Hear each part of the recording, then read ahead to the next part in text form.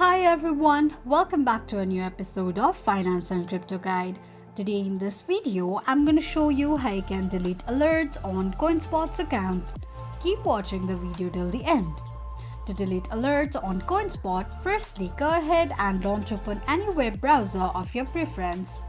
On the search box at the top, type in coinspot.com.au and make a search. Log into your Coinspot's account using your login credentials and the homepage of Coinspot account will appear on the screen. Click on your profile icon at the top right corner of the page. From the drop down, click on Price Alerts option. On the next page, scroll down and under Existing Alerts, click on Edit. Now all you need to do is scroll all the way down and tap on Delete Alert option. This is how you can delete your alerts on Coinspot's account quickly and easily just in few steps. If you have any thoughts or queries, let us know in the comments section. Don't forget to subscribe to our channel.